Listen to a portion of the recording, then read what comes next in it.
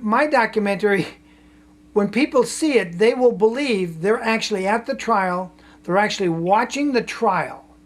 And Tom Mesereau called me a couple days ago, and we chatted. Susan Yu's mother died, and so we were chatting. I've been trying to get an interview with Susan Yu, and she doesn't do interviews, and she certainly isn't going to do one now as they're burying her mother. But so I'd sent some flowers to Susan Yu, and they called me to thank me for the flowers. And Tom and I were talking. I said to Tom Mesereau, Tom, when we get, not if, but when we get the money and we start to do the documentary, would you be willing to play yourself in the film? And it had never occurred to him. And he said, well, he was probably not inclined to do that. He didn't know, but I think I got him thinking about it. And maybe Mesereau would. And the reason I ask is because I want people, when they're watching this biopic, it's going to be word for word accurate. If we could get a few of the people, a few of the jurors to come back and play themselves, Tom Mesereau to play himself, when you're watching this, you will virtually be watching the trial in action. You will see the real people there. And watching that on TV, good people in Santa Barbara and around the world will say, oh my God, look what a travesty was committed against an innocent Michael Jackson, and the media lied to us. At least most media. I can say the Italian media did not. The Italian media was here for a while, and I was talking to their cameraman, their head cameraman, and he said, oh, this is a bunch of crap. And they packed up and they left. They could see early on in the trial they weren't going to waste any more money or time here. And the Italian station for, I don't know what was the #1 channel or main channel in Italy, they packed up and left. They weren't here on through most of the trial because they could see it was the whole thing was concocted. It was lies and distortions, and they could see it. They left. So there's no comparison between what Pearl Jr. did. I don't think she had 3 sentences off the court record in her documentary. 80% of mine or more will be word for word exactly what happened on the record. But then there'll be that little scene off the record that I saw, that Sharon Sidney saw, and I think there's 2 other people stayed in there while the media was out spinning it. And I'd gotten tired of the media spin. I'd gotten tired of Diane Delusional. I'd gotten tired of her stupid, inane questions that didn't fit the evidence, especially the evidence when it was refuted, that I didn't want to go to the media pool that day. And I suspected something fishy was going on with this witness, and that's why they took the break. And sure enough, they were trying to coach that witness during the break, the prosecution side was. And if people get the idea that Michael's attorney pulled a fast one, no, he didn't. If anybody got away with something, it was the prosecutors. As far as I'm concerned, that witness, I wasn't allowed to testify, but had someone said, well, did anybody coach you during the break? And the guy had said, no, I would have probably just stood up and said, yes, he did. I was here. I saw him. But that didn't occur, and they probably would have thrown me out of the courtroom at that point. And then Tom Mesereau could have called me back as a witness to refute their denial that he'd been coached during the break. But there was lots of little stuff like that went on. Isn't on the court record. So when you fill that all in and you see how biased in favor of the prosecutors this was, and just little things like low fives. You know what I'm talking about, low fives? Low fives, when the prosecutors were going in, and I've got the footage of this, I haven't published it yet. You'd see, I think it was Gordon Auchincloss goes in, and one of the bailiffs who's now retired, he gives him a low 5 as he goes in to the prosecutor. But when Susan Yu and Tom Mesereau and Bob Sanger come in for the defense, he folds his arms real stiff and unfriendly like. But when the prosecutors go in, he gives them a low 5. And that got caught on tape, people. Yes, it did, and I've got the proof. I've got the pool footage. I bought the pool footage that day just so I could get the low 5s on video record. And I've got it. Maybe I'll get it up if I get enough things done. If I see we get $50,000 come in and we're getting close so I can start looking around to rent a production office, maybe I'll have time to do that. Any other questions? Any more questions?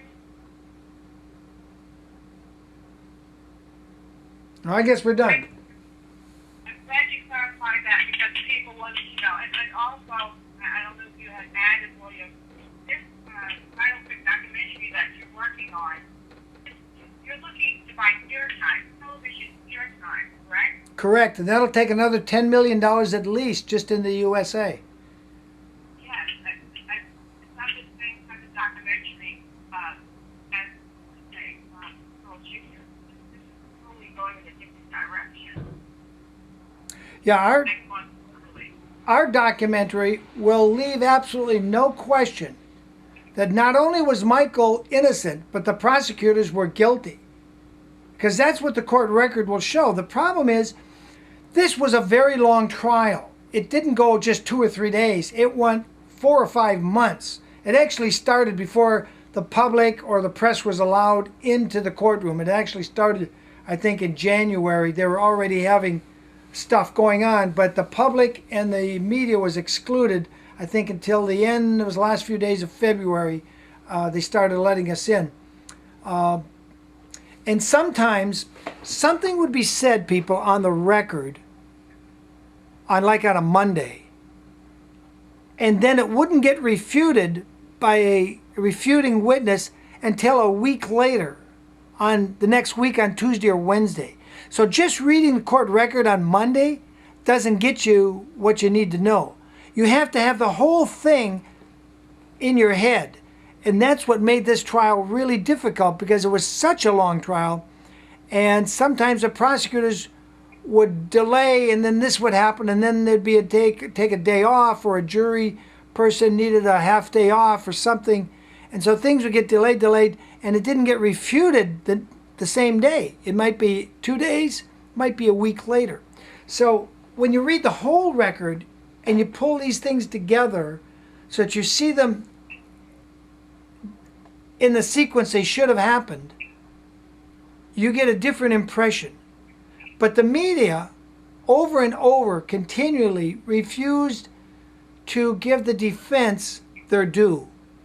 And I would come out, and that's why you see some of these video clips I have on the trial. If you look at my YouTube channel on William WAGENER, it's not on the Innocent Forever Foundation website, but if you look at William WAGENER channel and pull up 2005 trial, you see me saying, well, it's a good day for Michael, or it looks like Michael won again. He did.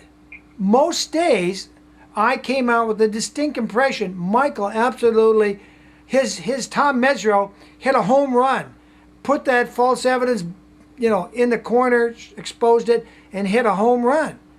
But the media would turn it around, twist it, and say, oh, it looks bad for Michael. It didn't look bad for Michael. So what were they really doing? They were using psyops. This was psyops, this was psychological warfare on Michael's head. And it took a toll, because no matter what channel you turned on, other than my channel and my show once a week, if you turn on the mainstream national media, you got this negative spin. And most of you Michael Jackson fans don't know this, but I had a very large following among what's known as non-custodial parents. And I was telling them on my blogs, because I didn't do video back in 05. I don't think anybody did video in early or middle 05. But I was telling them on my blogs, Michael's innocent. Michael's innocent. And these non-custodial dads would shoot back and say, you're crazy, Wagner. Obviously, he's a pedophile. And I would return the fire and say, look, friend, you got screwed by family court. Don't you think it's possible Michael's getting screwed by a corrupt court? Don't you think that's possible? But the media was so overbearing and has been for years. As Majestic said June 25th at the Michael Jackson Auditorium where we did our kickoff event, Michael Jackson said there are professional Michael Jackson haters. I mean, that's what their life is all about, hating Michael Jackson. I wasn't a fan of Michael, but I wasn't a Michael Jackson hater. I just wanted to see where the truth was. Show me the truth. That's all I wanted to see. Just show me the truth, and I'll be cool with that. Well, it's about time for me to take my wife to a dinner down by the ocean, as I promised her this Sunday. I understand. Any short questions? Yes. I think there are two more. The first one is from Jean, and she basically would like to know, just in a ballpark figure, how much is it going to be to create the documentary? Roughly. Okay. If I understand Jean's question is how much to produce the documentary, correct? Yes. Okay, I estimate because the whole thing takes place basically, there's three major places. We have three. One, we have to reconstruct the courtroom. Two, we have to reconstruct the outside the courtroom, the street scene, and we have to reconstruct the district attorney's office. Those are three separate construction projects. And I believe we can do that all, do it in high quality, made for TV, with professional cameramen, professional directors with experience. We can do that all for under $3 million. And often, so that's the answer, $3 million. When we get to $1 million, the board of directors authorized me to start working. If we get to $1 million, not if, but when we get to $1 million, we'll be well on our way. I have no doubt we will get there. I just want to get there before Tom Sneddon dies of old age, because I want him to be disgraced as he should be disgraced. I want Ron Zonen to be disbarred as he should be disbarred. I want these guys to pay a penalty in this life in real time. And if we take too long to do the documentary and Sneddon dies, there will be a lot less people interested in doing anything, because they'll say, well, he died, he got away with it. Not if we hold him accountable. So the smartest thing you can do is to call 20 friends, whether they're Jackson fans or not Jackson fans, if they just love justice.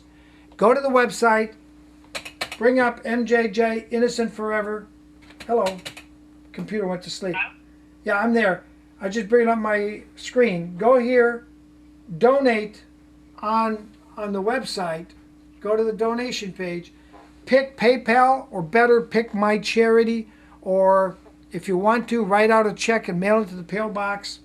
You got three choices here. You got PayPal, you can go to My Charity, or you can mail in a physical check if you want a canceled check to show that you were part of this. You were part of the building the foundation to hold Sneddon accountable. Go there. Don't sit and think, well, I'll give when they get $1 million. Because if somebody had sat out and said, well, I'll wait till they get to $3,000 and then I'll give, we might never got to $3,000. We've passed $3,000. I think we've passed $6,000 or $7,000. Donate today. Call 10 friends. Ask them to donate today. $20 lunch money for one day, or 20 euros, or 50 euros, or 100 euros. Whatever you can give without feeling pain, give it now so we can get started. If we end up collecting $20 million, all that means is we buy the airtime in advance. And we get it on TV sooner. That's all.